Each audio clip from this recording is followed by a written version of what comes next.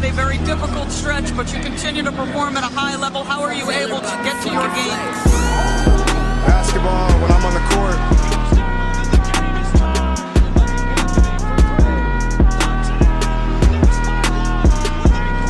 Rebecca, in the future, when you interview me, can you please take off your damn heels? He said, I'll present you, provided you let me wear your heels. We'll save that for later.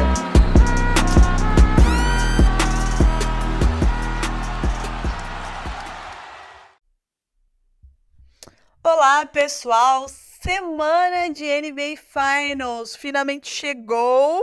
Agora é aquele momento que estamos todos com os sentimentos divididos, aquele êxtase, aquela ansiedade, aquela emoção de final de NBA. Finalmente chegou, é esta semana, ainda tem aí, né, 2 dias, 3 dias, mas é a semana em que começaremos a conhecer o grande campeão da temporada 23-24. Mas também tem aquele sentimento de caralho, tá acabando.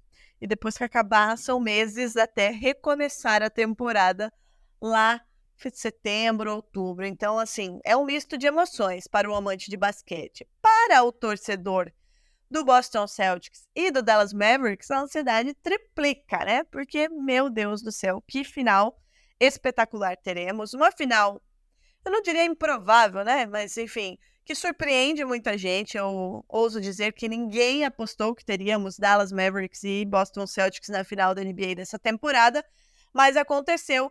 De um lado, um time que já era favorito desde o começo da temporada e se provou isso ao longo da temporada regular e dos playoffs.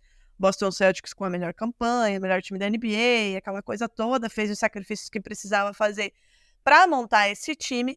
De outro, um time que pegou no tranco, né, no decorrer aí da temporada, que encaixou, que talvez tenha surpreendido muita gente. E, de novo, a gente fala as coisas aqui, mas também faz a meia-culpa, né, que nos surpreendeu no que diz respeito ao relacionamento de Kyrie Irving e Luka Doncic dentro e fora da quadra. Encaixaram muito bem, o jogo encaixou muito bem, eles se dão muito bem, pelo menos, né, o que a gente tem aí de informação até o momento. E o Jason Kidd também evoluindo como treinador, né? Como ser humano a gente vai deixar de lado nesse momento, mas evoluindo muito como treinador para chegar a essa final de NBA. De um lado, um time querendo retomar, né, o título de maior campeão da NBA, de outro, Dallas querendo aí o seu segundo título, né? Faz tempo que Dirk Nowitzki conseguiu levar essa alegria para o povo de Dallas, e Luka Doncic pode ser aí o cara a levar essa alegria novamente. Eu, particularmente, espero que não. Mas uma coisa é fato. Teremos uma grande final de NBA. Estava conversando hoje com o pessoal do Café Belgrado, né? Sem vitimismo, sem querer vestir, né, a camisa do estão todos contra nós, mas estão, né, todas as torcidas torcendo para Luka Doncic e Dallas Mavericks e os Celtics do lado de cá. Mas teremos uma grandiosa final. E vamos falar um pouquinho sobre essa final, né? 4-1 Dallas Mavericks em cima do Timberwolves para credenciar o time para essa final. 4-0 Celtics em cima do Pacers para credenciar o time para essa final. E eu estou com ela, né? Novamente, mais uma vez, como sempre, ao longo de anos, Agatha Máximo. Agatha Máximo, como você está? Tudo bem? Como está a sua expectativa para essa grande final de NBA que começa nesta quinta-feira, dia 6 de junho? Olá, Drica. Estou ansiosa porque chega o único momento do ano em que existe a remota possibilidade da gente se encontrar, né? Visto que, fora isso, vai acontecer. Não vem para São Paulo, né? Nem não por falta de vontade, por falta de tempo. Então, vai ser bom. Ao final da semana, o time da NBA das Minas estará com o Megazord montado, né? Estaremos todas juntas, o Exódia. NBA das Minas estará vivíssimo na NBA House. Esperamos vocês, inclusive.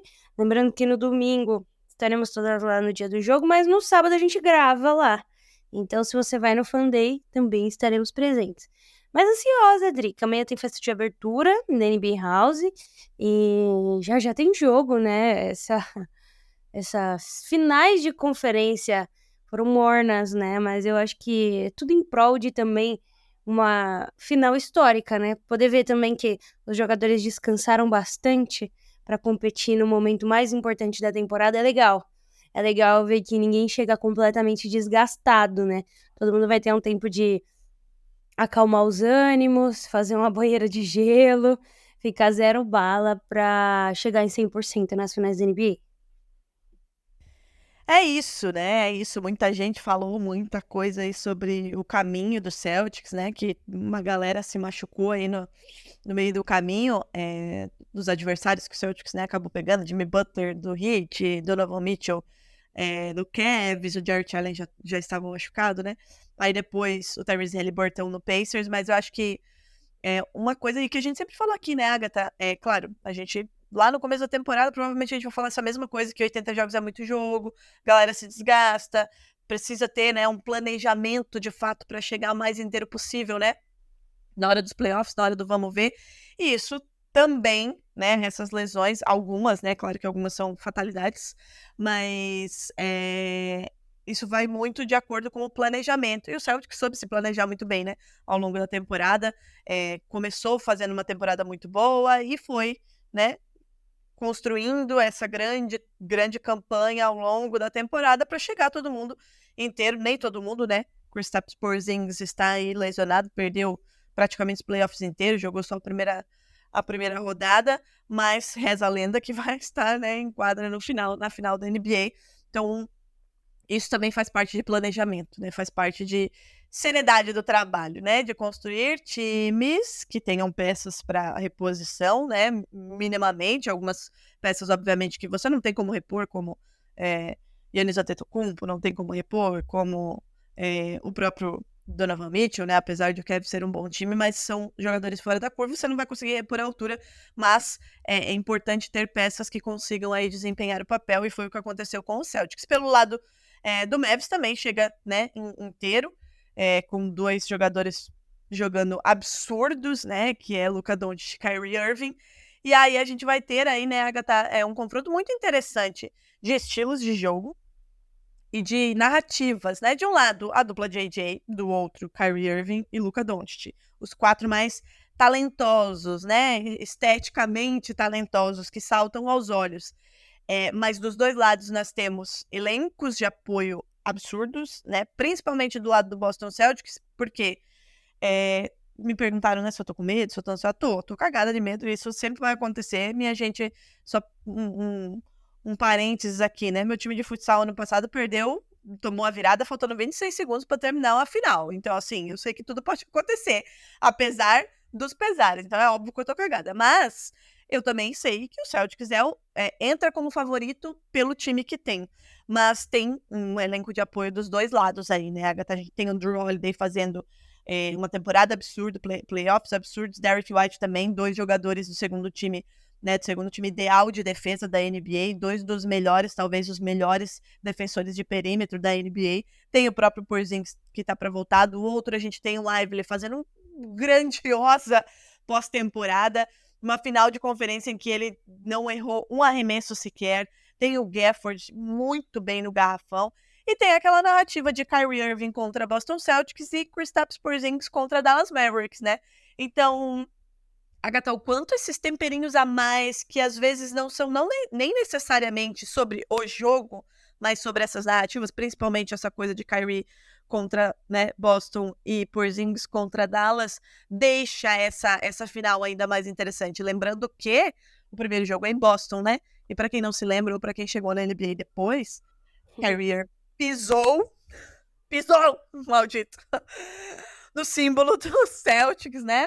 No meio do TD Garden, naquela varrida de 2022, né? Se não me falha a memória, em que o Celtics varreu o Nets e ele foi lá e pisou, né? No símbolo. Então, existe aí uma coisa. E o Porzingis, que não foi o companheiro que o Doncic queria, esperava e ansiava e encontrou agora em Kyrie Irving. Quanto esses temperinhos a mais aí podem deixar essa final ainda mais interessante na sua visão de quem está fora, né, de quem está olhando de fora, Agatha. É isso que move a NBA, né, Drica? Primeiro de tudo, falando em narrativas, vamos lá. situar a galera com relação a Dallas Mavericks e Boston Celtics, como esses dois times chegam às finais, né? Em primeiro lugar, obviamente, Boston tem o melhor recorde da temporada. Mas, Drica, se Dallas fizesse parte da Conferência Leste, com o recorde que teve, 50 vitórias e 32 derrotas, a gente estaria falando de um empate com o Knicks pelo segundo lugar. Não foi o que aconteceu. Dallas entra nos playoffs do Oeste em sexto. A gente já entende que também não estamos falando de pouca coisa, né? No tocante ao leste, Dallas estaria muito melhor posicionado, inclusive. Eles se enfrentaram 2 vezes essa temporada, diga-se de passagem. O Celtics venceu as 2. Lá em janeiro, em Dallas, 119-110. E em Boston, no dia 1º de março, 138-110. Estou falando datas porque, enfim, tem antes e depois de trade deadline e tudo mais, né? O Boston, Drica, tá indo para a 23ª final de NBA. O Dallas está indo para sua 3ª, né? Lembrando que, enfim, um perdeu e 13 anos atrás, em 2011, quando o Dallas consegue derrotar o super time de Miami, de LeBron James. Histórias, acho que eu vou começar pela que você mencionou, né? Luka Doncic, Kyrie Irving e do outro lado, JJ, né? Muito se dizia a melhor dupla jovem da NBA. Agora nós temos, talvez, a melhor dupla mista da NBA, eu não sei. Mas existem outros personagens que são muito importantes, né? Pro lado do Boston Celtics, especificamente, a gente precisa falar de Jrue Holiday e de Derrick White. Especialmente porque os dois figuraram, né, no All-Defensive Second Team. Então, a gente tá falando de times que têm excelentes defensores, né, mas que também têm correspondido ofensivamente dentro desse relógio aí que é o Boston Celtics, né. Outro fator importante são os jogadores do Dallas Mavericks. O Dallas, Drica, fez 4.6 bolas de 3 ali no corner por jogo, né? Isso daí é a maior margem desses playoffs. Individualmente falando, PJ Washington fez 28 de 68, 41%. E Derrick Jones Jr. fez 17 de 37, 45%. Eles estão ranqueados em primeiro e segundo, respectivamente, em pontos totais no corner, né? Falando de perímetro, né? De 3 pontos. Isso daí, para o PJ Washington, é o maior número nas últimas 6 temporadas, tá? E de qualquer jogador no corner. E ficou atrás do recorde, que é de 33, apenas 5 bolas, de 2007, que é do Bruce Bowens. E o Derrick Jones Jr., ele tinha na temporada regular aí no corner 33% de média. Subiu para 46%, muita coisa. Só que, Adriele, o que você não esperava é que o Boston Celtics é o time na NBA e nos playoffs, consequentemente, que menos permite bolas de 3 no corner. Em média, seus adversários têm 1,5 bola por jogo no corner. E isso daí é da final de conferência, tá? 1,5 bola nessa final de conferência. E, bom, é o menor número da NBA. E a gente também tem o menor número dos playoffs e é também o menor número da NBA. É importante ver esse duelo porque essa bola do corner, ela foi o escape para muitos e muitos e muitos e muitos jogos e muitas saídas, né? O Dallas tá com um garrafão muito atlético e vertical, acima de tudo. Chove, você vai passar por isso, Drica, não tem jeito. Chove bola aí de ponte aérea o tempo inteiro. E quando essa bola ela não cai facilmente dentro do garrafão, geralmente ela está indo para o corner, né? Quando, obviamente, ela não foi pro Luka nem pro Kyrie. Então, a gente vai ver o melhor ataque nesse fundamento contra a melhor defesa nesse fundamento. E aí, obviamente, temos a questão de Kyrie, temos a questão de Luka e os outros dois. Mas para o Celtics existe um fator ainda maior, né? Acho que Para muita gente tá tendo isso como chave. Eu acho que não vai ser nem o motivo da ruína, nem necessariamente o motivo do título, mas é algo que muda a forma como o Celtics joga e como o Dallas vem pro jogo, que é, obviamente, o retorno do Porzingis, né?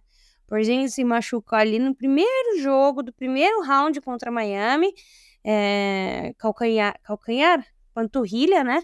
Um estiramento, não tinha o que fazer, não voltou na segunda fase, não voltou para as finais, não deu nem tempo de voltar, mas a gente vai ver um Porzingis que é frágil, isso a gente já sabe, mas que se manteve muito saudável durante a temporada, brigar contra o grande garrafão da temporada, né? A gente achou que o grande garrafão ia ser o Gobert com o Towns, ou o próprio Jokic, o Giannis acabou nem jogando, o Embiid com o joelho machucado, o Porzingis sumiu. Então, o garrafão dessa pós-temporada, de fato, é composto por Daniel Gafford e Derek Lively. O Lively que eu venho falando há tempo sobre ser um excelente rookie, mas que pode encontrar pela primeira vez um jogador tão, eu diria que vertical quanto ele nesse sentido, né? O Porzingis ainda assim, ainda é aquele jogador magro, esguio, que coloca a bola num outro patamar de altura mesmo, né? Então, a gente vai precisar entender aí como o Porzingis entra, se entra bem e em que nível de luta mesmo ele vai estar contra esses dois jogadores. Eu acho que essas são as chaves principais. A gente entendeu o corner, como vai ser o garrafão com ou sem Porzingis, né? Sem Porzingis tende a ficar pior ainda. E o duelo, não é do backcourt, né? Mas são duplas e duplas, né? Duas duplas aí se brigando pelo anel. A questão do Porzingis, né? A gente comentava ainda lá na época da troca, né? Que enfim, me deixou completamente destruída. Mas a gente já falava sobre essa questão da saúde dele. E ele, como você disse, durante a temporada ele se manteve bem saudável, mais do que ele tem como histórico, né? Inclusive. E com relação a atualizações do estado dele, se volta ou se não volta, ele participou de treino de arremessos já nesse fim de semana. Com o Celtics, e assim, ainda é dúvida, né? Se você for olhar o injury report do Celtics, ele ainda é dúvida, mas o otimismo para que ele esteja em quadra no jogo 1, para que ele esteja pronto para voltar, é enorme, né? E como você falou, existia lá atrás, inclusive, a possibilidade de voltar no jogo 4, um possível jogo 5, de final de conferência, assim, não foi necessário, ele continuou, né, o seu tratamento, enfim, para voltar o melhor possível numa final. E você falou que é uma das chaves, e de fato é. De fato é por quê? Por conta do garrafão. Como você falou, Gafford e o Lively, eles acabaram se sobressaindo nesse garrafão, inclusive contra, né, um Karl Anthony Towns e o Rudy Gobert, por exemplo, né, na final de conferência. E a gente não teve margem, né, para avaliar ou para colocar o Porzingis nessa discussão, porque ele jogou só a primeira rodada. Além da importância dele dentro do garrafão para de fato pontuar dentro da área pintada, para brigar por rebotes, vai além, vai para a movimentação de bola do Boston Celtics, que fica muito mais fluida quando ele puxa essa marcação para dentro do garrafão e o Celtics consegue fazer passes extras fora do garrafão e colocar essa bola de 3, que foi uma das principais armas, né, do Celtics durante a temporada regular. Quando a gente começa a avaliar e analisar e olhar, né, o jogo do Celtics sem o Porzingis e com o Porzingis, é muito nítido o espaçamento de quadra que ele faz e como ele consegue, né, carregar essa marcação, dando opção de passe, dando esse espaço para que o Celtics tenha a movimentação de bola que teve durante a temporada regular e que fez o time ser, né, esse time coletivo, inclusive, e o time com a campanha que fez. Então, além do garrafão em si, de pontuar, de pegar rebotes, coisas que são imprescindíveis numa final de NBA, existe essa fluidez do jogo do Celtics, que ela é potencializada com a presença do Porzingis e que não é tão potencializada com o Al Horford, que está fazendo uma grande pós-temporada também, ou enfim, não quero falar do Luke Cornet, porque é difícil ter que lidar com o Luke Cornet em quadra tanto tempo. Mas isso vem junto com o Porzingis, e por isso que é tão necessário tê-lo em quadra. para brigar sim dentro do garrafão com o Gafford, com o Lively, mas também para fazer esse jogo do Celtics ser mais fluido. E aí a gente, né, você falou, a gente tem essas duas grandes duplas, né, dos dois lados, né? O Tatum e o Brown querendo o seu primeiro anel, depois de conseguir chegar a tantas finais de conferência, a segunda final de NBA em 3 anos, o Doncic querendo o seu primeiro anel, é a sua primeira final de NBA, o Kyrie querendo seu segundo título, mas eu acho muito importante, e eu acho que vai passar muito, né, o campeão dessa temporada por esses outros caras, né? Pelo que o Jrue Holiday entrega defensivamente e ofensivamente, a gente viu na final da conferência, né? Ele foi muito importante defensivamente, forçou erros do adversário ali no clutch time, né? Definiu 3 dos 2 jogos. Mas ofensivamente também, né? Metendo bola de 3, partindo para dentro do garrafão, conseguindo explorar o garrafão, com faltas inclusive. E o Derrick White defensivamente, como você falou, são 2 jogadores do segundo time ideal de defesa da NBA, e de novo, são 2 dos melhores, se não os melhores defensores de perímetro, o que é muito importante quando a gente está falando de Kyrie Irving e Luka Doncic. De novo, o garrafão vai ter que estar fechado para impedir ou minimizar o impacto, principalmente do Kyrie ali dentro, mas essa defesa de perímetro também vai ter que ser muito forte, porque a gente tem o Luka fazendo o que ele faz, né, absurdos do perímetro. Então, os dois vão ser muito importantes, né? E o Derrick White, além disso, importantíssimo dentro do garrafão, com tocos, né? Ele é o líder aí do Celtics em tocos. É o armador, inclusive, que mais dá tocos da NBA. E as bolas de 3 dele, né? Que caem contra o Heat na primeira rodada. Foi um absurdo o aproveitamento dele. Então, essas peças secundárias vão ser muito importantes, e talvez o desequilíbrio. Porque de Jason Tatum, Jaylen Brown, Kyrie Irving e Luka Doncic a gente já espera muito, né? É natural. Agora, o quanto de ajuda esses caras vão ter pode ser aí o desequilíbrio e pode definir o campeão da NBA. Para além disso, o trabalho dos técnicos. A gente já falou dos dois, né? A gente viu o Joey Mazzulla evoluir absurdamente com relação ao ano passado. Claro que o que contribui muito é ele ter conseguido montar, né, a comissão técnica dele, que ano passado não era dele, né? Ele pegou o time faltando 2 dias para a pré-temporada. Ele ter um pouco mais de confiança, ele começar o trabalho de fato desde o começo, colocando ali os ideais de basquete dele, e ele ter o respeito de fato de todos os jogadores, embora ele seja muito novo, e ele aprender a parar o jogo quando precisa parar, a deixar rolar quando precisa deixar rolar, né? A confiar também nos jogadores, e o Jason Kidd também aprendeu muito isso, né? A fazer ajustes durante os jogos, de um jogo para outro. Então, os técnicos vão ser muito, muito importantes, obviamente, mas eu acho que talvez levando em consideração que a gente tem algum equilíbrio ali entre cada um dos jogadores, eles podem ser fundamentais nisso. Outra coisa, né, Agatha, os mismatches que vão ser criados, né? Você falou aí, você trouxe, né, o número da temporada regular, o Celtics venceu 2 jogos, e nos 2 jogos o Doncic tentava a todo custo não ficar com o Jaylen Brown, né? O Jaylen Brown foi um defensor absurdo em cima dele, limitou demais o Doncic nos jogos da temporada regular. Como é que vai ser isso agora? Vai ser o Brown? Vai trocar? Vai ser o Jrue Holiday? Eu acho que esse jogo de xadrez é muito importante, e a gente vai começar a desvendar nessa quinta-feira, no dia 6, no jogo 1 da NBA. Da final da NBA. Para você, Agatha, o quão importante vai ser o trabalho de Joey Mazzulla e Jason Kidd? E além disso, para você hoje, qual desempenha um trabalho melhor, em quem você confia mais para fazer esses ajustes durante os jogos e de um jogo para o outro?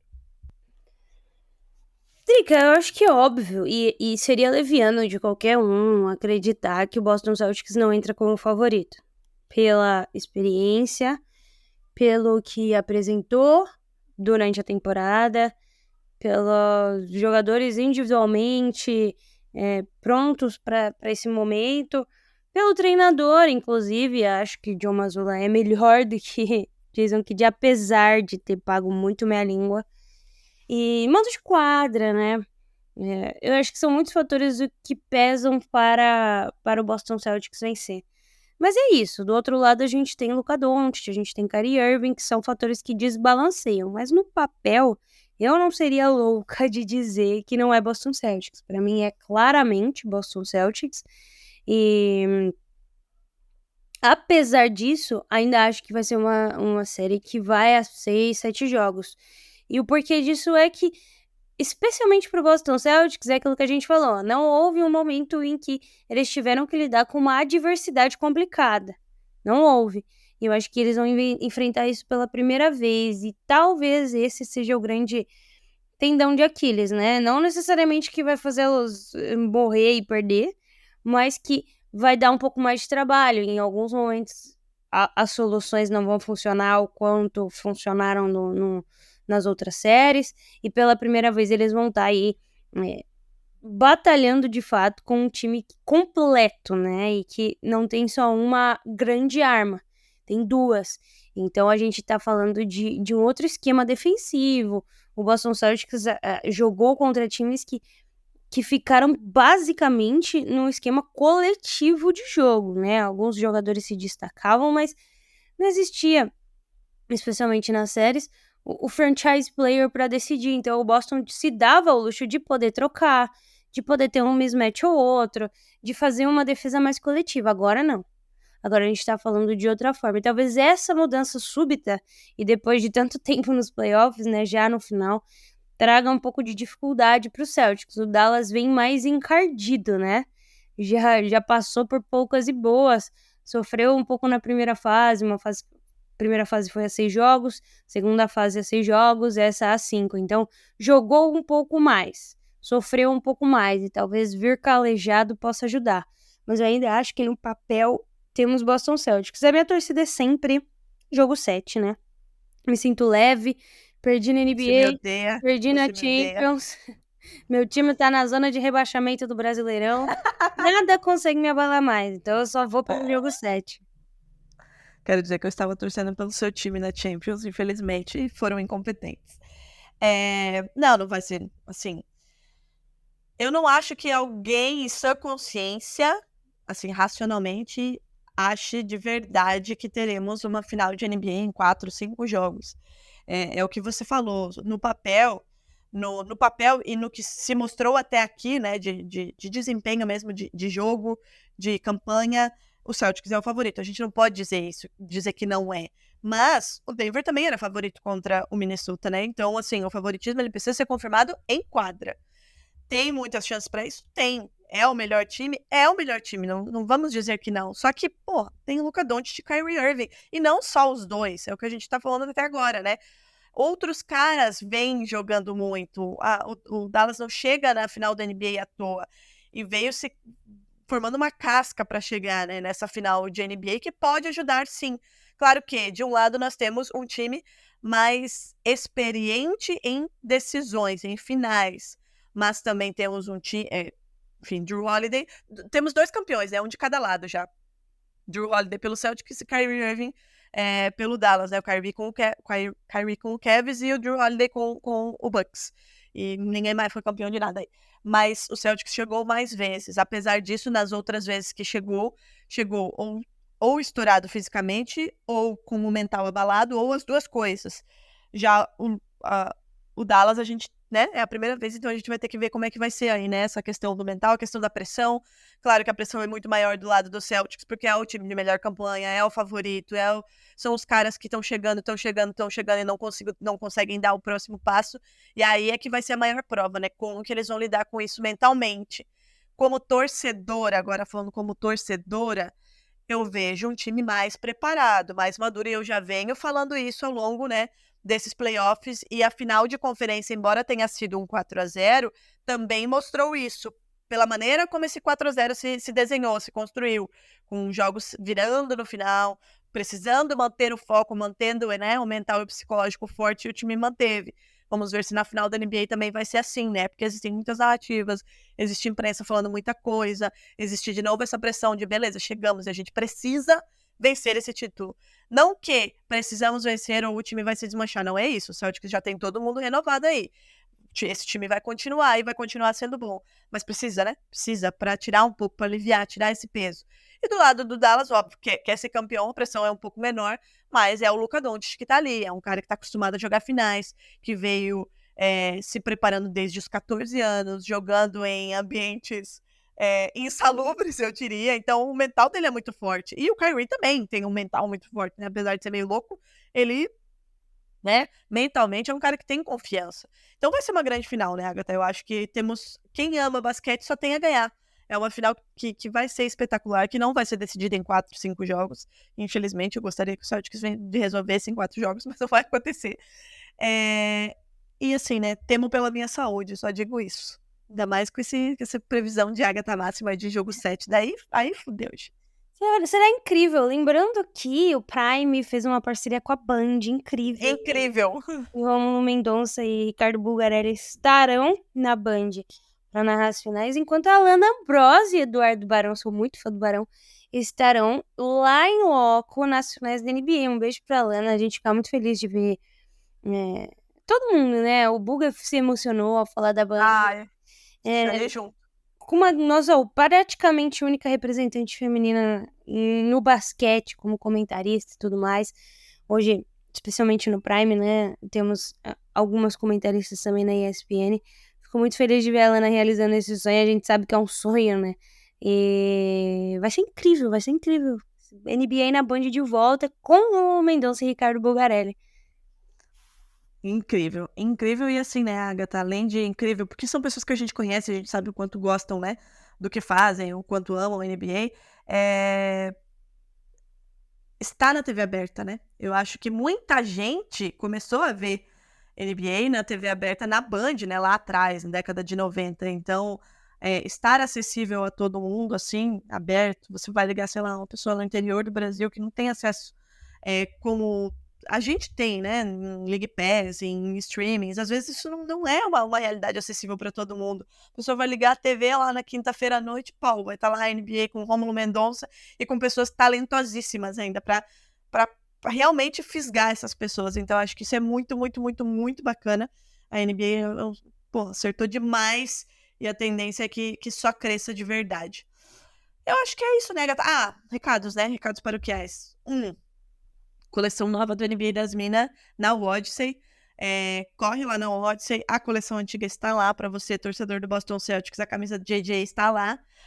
Ou as outras também, né? Falo do JJ porque estamos na final da NBA com o Jason Tatum e Jaylen Brown. Tem também a Ale Luka, representando aí Luka Doncic. E a coleção nova tá incrível. Tem camisa do Wembanyama, tem camisa de Jordan, Butler, Anthony Edwards, pessoal de Orlando, pessoal do Velho Oeste, enfim, tá incrível. Então corre lá, tem o cupom, né, NBA das Minas. Você que gosta de apostar na Rivalry, a Agatha Máximo está dando um show das suas apostas, que é só você clicar 2 vezes lá e tá lá pronta, é só apostar. Inclusive, né, Agatha, tá rolando uma disputinha, né? Como é que tá essa disputinha aí? Você, o Otávio, Femedeiros, Eu não sei se a Rivalry postou algo, mas estávamos em primeiro lugar. Estávamos na liderando a competição. Agora tem as finais, que é pra gente acelerar ainda mais, Drica. Então sigam as dicas da Agatha. Vocês veem que ela é boa mesmo no negócio da aposta, né? Então corram lá também, façam suas apostas na Rivalry. E pra finalizar, eu acho, né, Agatha? De novo, estaremos na NBA House sábado e domingo, sábado à tarde, gravando por lá. Domingo, no jogo 2, ainda bem que é no jogo 2, né? Porque, enfim, se fosse jogo de decisão, eu não sou gente vendo jogo, né? Eu fico um pouco nervosa quando envolve meus times. Colhem lá, vão lá nos dar um abraço, nos conhecer pessoalmente, se vocês quiserem, né? Obviamente, quem não nos conhece. Mas estaremos lá dando ar da graça. E às 4, hein? Às 4, fato inédito. Nunca estivemos. Aliás, vai ser o momento em que eu vou conhecer pessoalmente a Nelly e a Mavi. Você já conhece, né? Eu não conheço. Eu conheço a Nelly, a Mavi não. Então, ó, estaremos às 4. Nelly, Mavi, Agatha e Drica. Então, colhem por lá, nos conheçam, nos abracem, me deem o apoio emocional e psicológico que eu preciso. E é isso. Enquanto a Drica, deem bebida pra Drica se acalmar. Por favor. Beijo.